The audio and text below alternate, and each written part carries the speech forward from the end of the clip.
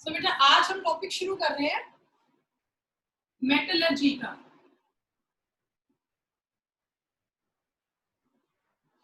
Metallurgy metallurgy क्या होता है, इसका मीनिंग क्या है, हमें इसकी सारी स्टेप्स और एग्जांपल यहाँ पे डिस्कस करने हैं।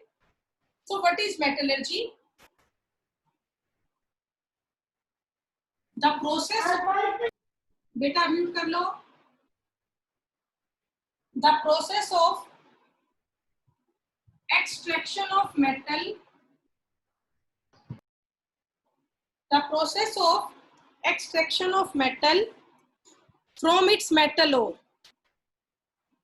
the process of extraction of metal from metal ore। ठीक है, मेटल की ओर में से कैसे हम मेटल को एक्सट्रैक्ट करते हैं, उस प्रोसेस को हम क्या कहते हैं? Process is called metallurgy.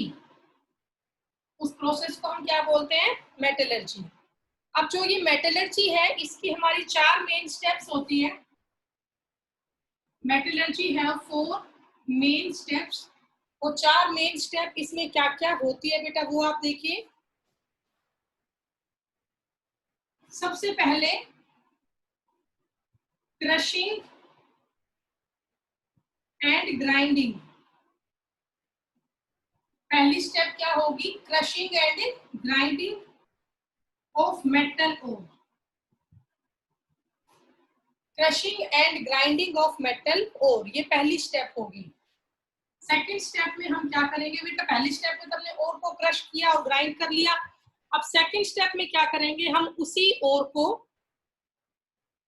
बेटा इम्प्योरिटीज से अलग करेंगे। तो मेटलर्जी की सेकंड स्टेप होगी ओर कंसंट्रेशन। और कंसंट्रेशन, ठीक है, मतलब अब हम यहाँ पे ओर को साफ करेंगे, कंसंट्रेट करेंगे, और कंसंट्रेशन। उसके बाद फिर इसी को हम बोलते हैं और ड्रेसिंग। और कंसंट्रेशन और ड्रेसिंग, इसका मतलब ये है कि हम मेटल ओर में से इम्प्योरिटीज को अलग कर लेंगे, और कंसंट्रेशन बोलते हैं इसको। इसके बाद मेटलर्जी की आपकी थर्ड स्टेप है oxidation and reduction of metal ore. Third step क्या होगी? Oxidation and reduction of metal ore, ठीक है। और लास्ट में जो आपकी फोर्थ स्टेप है, फोर्थ स्टेप में क्या होगा? Pure refining and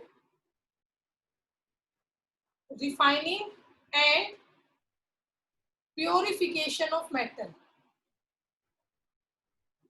refining and purification of metal.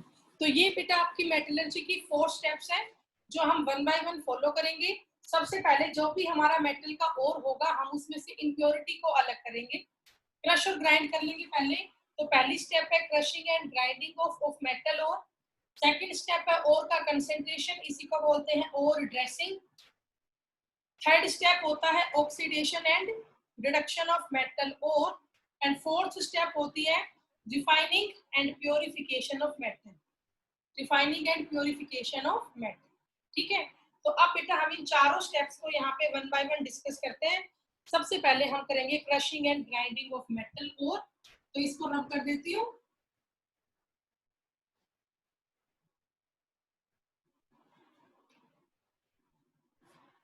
अब मेटलर्जी की पहली step पुल्वराइजेशन।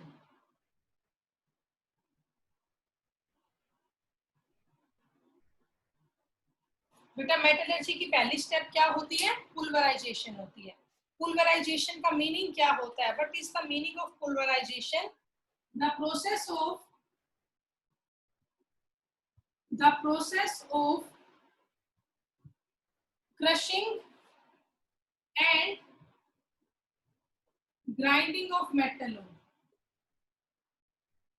The process of crushing and grinding of metal ore, जो एक मेटल ओर को क्रश और ग्राइंड करने की प्रोसेस होती है, उसे हम कहते हैं पुल्वराइजेशन, ठीक है। और ये किसकी हेल्प से होता है? विद द हेल्प ऑफ बाल मिल। बाल मिल बोल दो, या आप इसको स्टाम्प मिल भी बोल सकते हो। विद द हेल्प ऑफ बाल मिल और स्टाम्प मिल एंड जा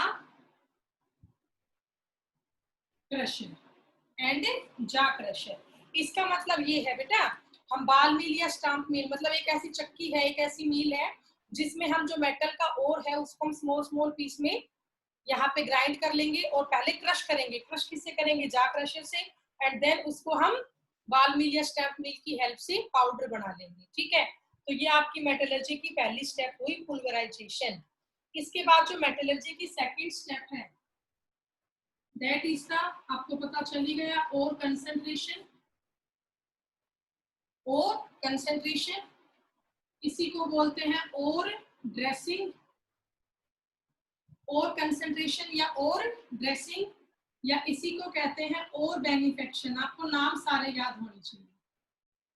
और की कंसंट्रेशन, और की ड्रेसिंग या और बेनिफेक्शन, ठीक है।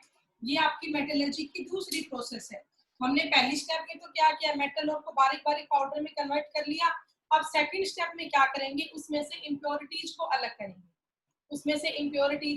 करेंगे। तो सेकंड और कंसंट्रेशन और ड्रेसिंग या और बेनिफेक्शन का मतलब क्या है? द प्रोसेस ऑफ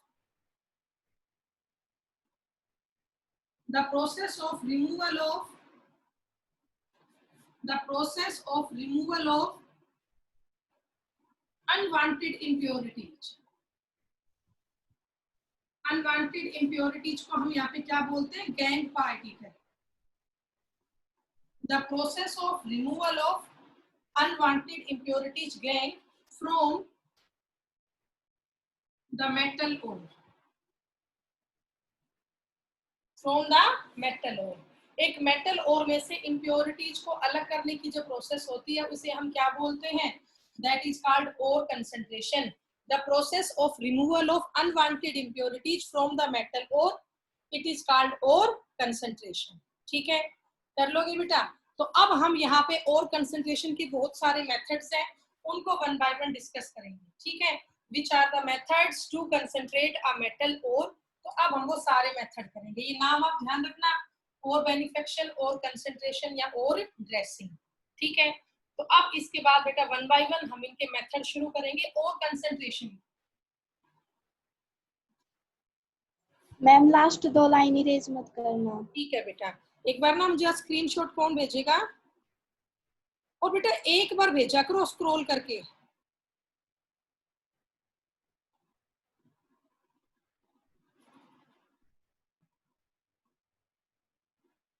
अलीशा बेटा भेजना आज, अलीशा, ठीक है। Yes ma'am, yes ma'am. अब बेटा सारे मेथड्स हम यहाँ डिस्कस करेंगे और कंसंट्रेशन के। तो सबसे पहला मेथड है ग्रेविटी सेपरेशन मेथड। सबसे पहला मेथड क्या है? लेविगेशन सेपरेशन मेथड है, और इसी को हम बोलते हैं, ये ग्रेविटी सेपरेशन मेथड है, इसी को बोलते हैं लेविगेशन। इसी को हम क्या कहते हैं? लेविगेशन कहते हैं।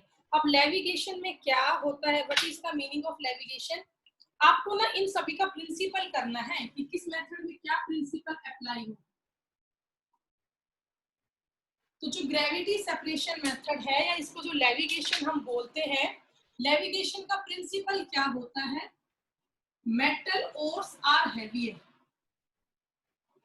इसमें मेटल ओर्स तो क्या होते हैं बेटा? हेवियर होते हैं। And impurities are lighter.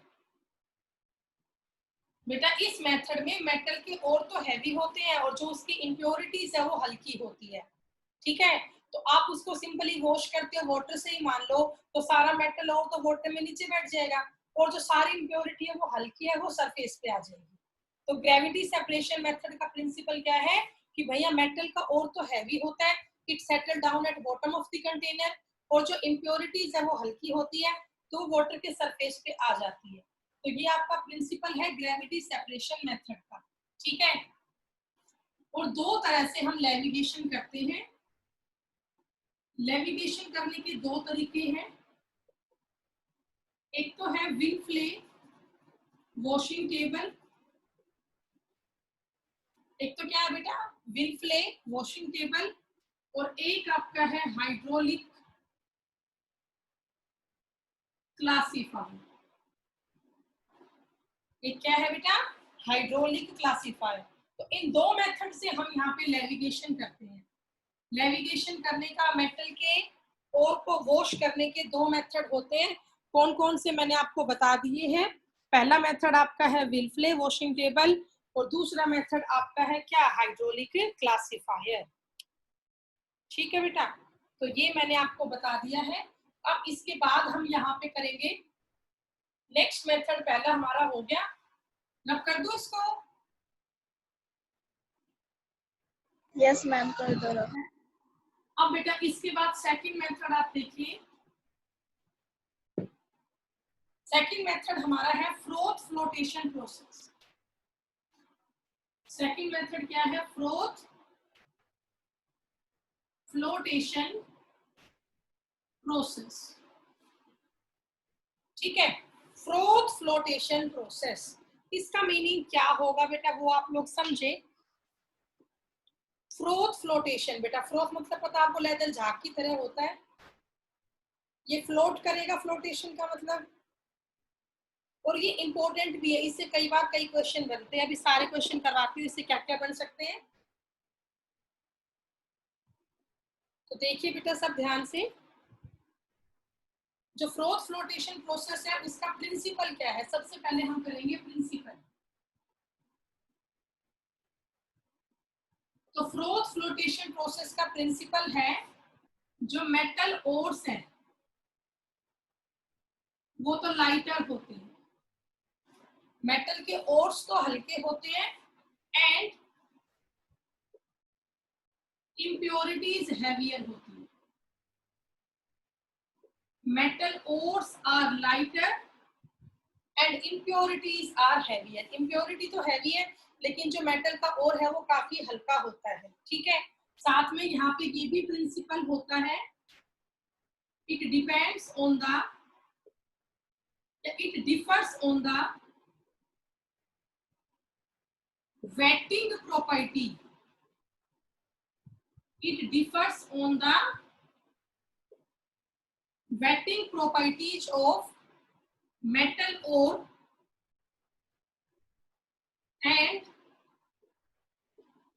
its impurities। बेटा ये डिफर करता है on the wetting properties of metal ore and its impurity. मतलब ये है कि जो आपका मेटल का ओर है वो तो वेटेड गीला होता है ऑयल में, और जो आपकी इम्प्योरिटीज है वो आपकी वेटेड होती है वाटर से। तो आप क्या कहेंगे, in this impurities are, in this impurities are, बेटा इस मेथड में जो impurities है ना वो तो वेटेड होती है ऑयल से। impurities are wetted by oil, sorry बेटा impurities are wetted by water and metal ore are wetted by oil। बेटा इस मेथड में जो आपका इम्प्योरिटीज है वो तो वेटेड होती है वाटर से, और जो आपका मेटल का ओर है वो आपका वेटेड होता है ऑयल से। क्योंकि आपको पता है अगर आप ऑयल और वाटर का मिक्सचर लोगे तो सारा ऑयल तो सरफेस पे रहेगा, पानी नीचे रहेगा। अब इम्प्योरिटी यहाँ पे हल्की है, इम्प्योरिटी हल्की है तो सारी इम्प्योरिटी सरफेस पे आ जाएगी, ऑयल में वेट हो जाएगी मेटल का ओर तो, और इम्प्योरिटी आपकी भारी है नीचे पानी में बैठ जाएगी। इम्प्योरिटी यहाँ भारी है तो पानी में रह जाएगी, मेटल का ओर आपका हल्का है तो ऊपर सरफेस पे आ जाएगा, तो वेटेड बाय ऑयल होगा। तो ये आपका प्रिंसिपल है फ्रोथ फ्लोटेशन प्रोसेस का, कि मेटल और यहाँ पे लाइटर है, इम्प्योरिटीज यहाँ पे हैवियर है, इसलिए इम्प्योरिटीज आपकी वेटेड होती है वाटर से, बट जो मेटल का ओर है वो आपका वेटेड होता है ऑयल से। ठीक है, तो ये आप कर लेंगे इतना। इसका प्रिंसिपल तो हुआ, अब इसके आगे करते हैं। जो ये फ्रोथ फ्लोटेशन प्रोसेस है, फ्रोथ फ्लोटेशन प्रोसेस में बेटा एग्जाम्पल्स क्या होते हैं, किन तरह के ओर का हम फ्रोथ फ्लोटेशन करवाते हैं। तो इनके एग्जाम्पल होते हैं all kind of sulphides ore, all kind of sulphide ore. जितने भी आपके सल्फाइड ओर होते हैं हम उन सबको कंसंट्रेट करते हैं फ्रोथ फ्लोटेशन से। फॉर एग्जाम्पल जैसे हमारा हो गया Cu2s, FeS, CuFeS2 copper pyrite, ZnS। तो ये सभी आपके किससे साफ होते हैं, सल्फाइड ओर से। जितने भी सल्फाइड ओर है उसको हम ऑब्टेन करते हैं फ्रोथ फ्लोटेशन प्रोसेस से। ठीक है, अब बेटा इसमें एक और क्वेश्चन आता है, what is the function of collector.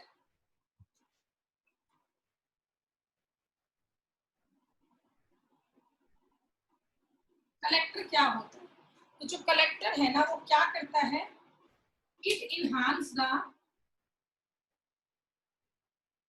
it enhance the non-wetting properties of metal ore। इसका मतलब ये है जो कलेक्टर है ना वो सारे मेटल ओर को कलेक्ट कर देता है किसमें, ऑयल में। इसका मतलब क्या है, it collect the metal ores into oil. और एग्जांपल क्या है कलेक्टर के, जैसे एग्जांपल में पहला हो गया पाइन ऑयल, पहला क्या हो गया, पाइन ऑयल। ठीक है, eucalyptus oil, fatty acids, eucalyptus oil, fatty acids और जैंथेट्स, फैटी एसिड्स एंड जैंथेट्स। बेटा पाइन ऑयल आपने देखा होगा, देवदार, ये चीड़ वगैरह देखा है ना अपने पहाड़ों पे लंबे लंबे पेड़ होते हैं। पाइन ऑयल हुआ बेटा, यूकलिप्टस सफेदे का ऑयल हुआ, फैटी एसिड्स हुए, जैंथेट्स हुए। तो आपको इनमें से किसी भी एक ऑयल का यूज करने हैं, क्योंकि ये सब ऑयल क्या करेंगे, they enhance the non wetting properties of metal ore. तो आप इनमें से ही कोई भी एक कलेक्टर का यूज करोगे। इसके बाद नेक्स्ट हमारा इसमें ही है, टॉपिक हमारा सेम चल रहा है फ्लोथ फ्लोटेशन का। अब इसमें हम करेंगे what is the function of stabiliser. अब नेक्स्ट टर्म है हमारे यहाँ पे stabiliser.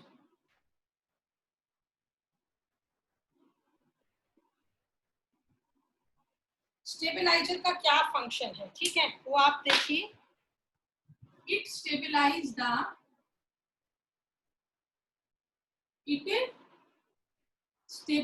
The metal ore into oil. ठीक है, या कह सकते हो it stabilise the metal ore into froth. जब बेटा आपने एक टैंक में ये सब डाला, मेटल का ओर डाला, इंप्योरिटीज भी गई, ऑयल भी है, वाटर भी है, और आपने उसमें एक पैडल लगाई, मोटर लगाई, जिससे वो घूमने लग जाता है सारा सॉल्यूशन आपका। तो जितना भी आपका मेटल का ओर है वो ऊपर सरफेस पे ऑयल में आ जाता है, और वो ऊपर फ्रोथ झाग टाइप में कुछ बना देता है। तो ये स्टेबलाइज कर देता है मेटल ओर को, किसमें, फ्रोथ में। इसके एग्जाम्पल्स मेन है, ये आपको याद करने हैं, डेफिनेशन आपसे कोई नहीं पूछेगा। तो स्टेबलाइजर की एग्जाम्पल क्या है, फॉर एग्जाम्पल क्रीसोल एंड एनिलीन, ये आपको याद करना है बेटा, यहां से क्वेश्चन आता है। क्रीसोल एंड एनिलीन, ये दोनों आपके एग्जाम्पल है किसके, स्टेबलाइजर के एग्जाम्पल है, क्रीसोल एंड एनिलीन, ये आपको लर्न करना है।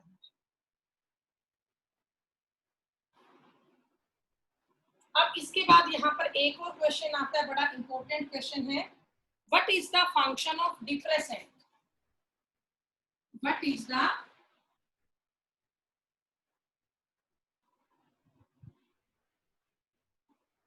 Function of depressant. डिप्रेसेंट का यहाँ पे क्या काम है, इसका क्या फंक्शन है, वो हम डिस्कस करेंगे यहाँ पे। अब जो डिप्रेसेंट आपका होता है, it is used to separate, it is used to separate the mixture of two sulfide ore. It is used to separate the mixture of two sulfide ore. बेटा दो सल्फाइड ओर के मिक्सचर को अलग करने के लिए इसको हम यूज करते हैं। ठीक है, एग्जाम्पल देखिए इसका। For example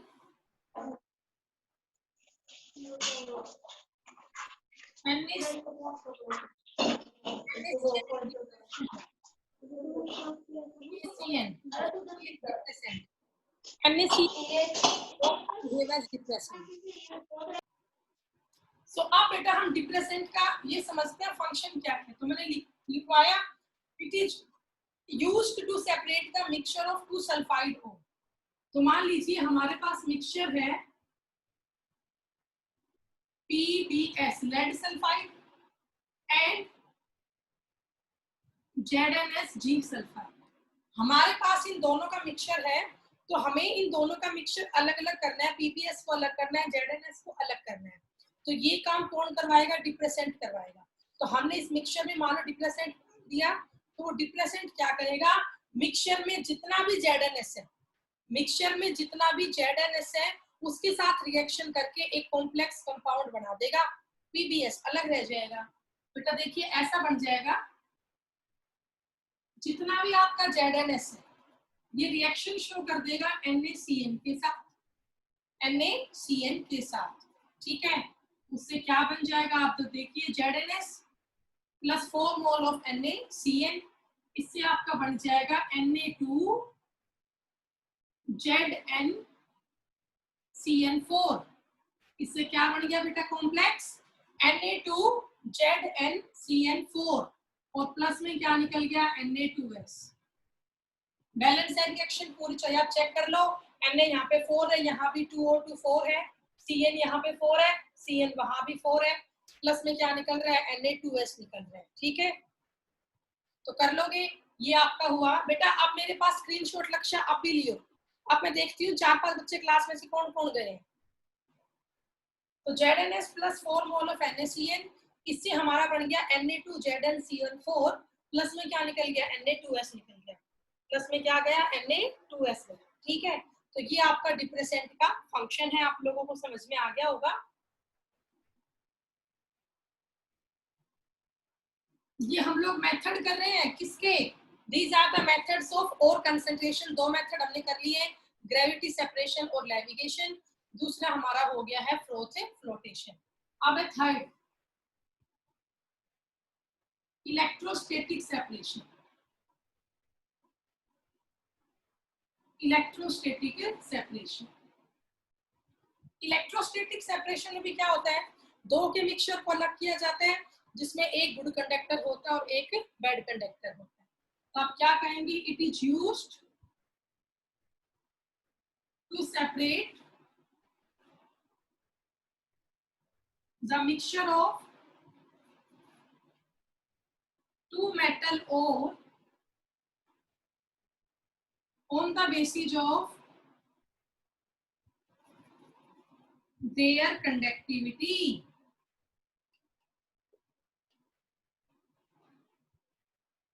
On the basis of their conductivity. Conductivity के बेस पे हम मिक्सचर अलग अलग करते हैं दो मेटल ओर का। फॉर एग्जाम्पल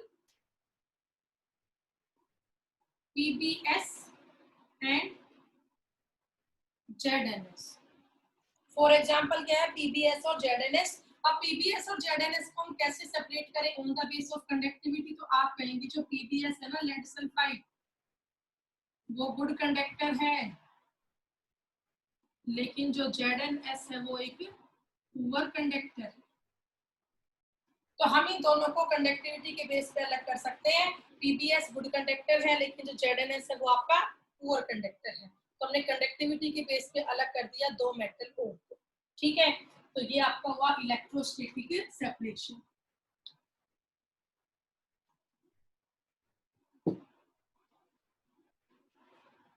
फिर है फोर्थ आपका इलेक्ट्रोमैग्नेटिक सेपरेशन।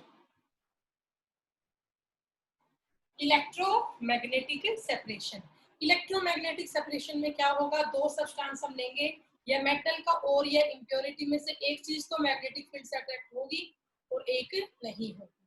तो आप क्या कहेंगे, in this method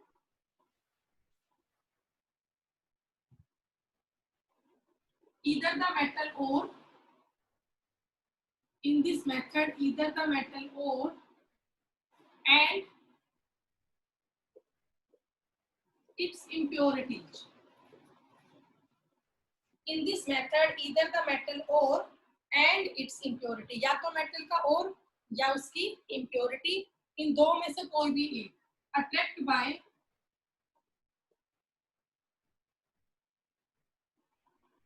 magnetic field, attract by magnetic field.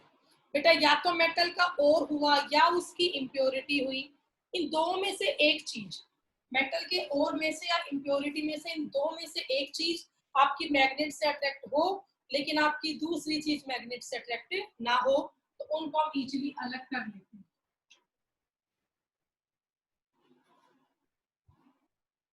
बेटा फॉर एग्जांपल समझो इसका सेटअप कैसा होता है।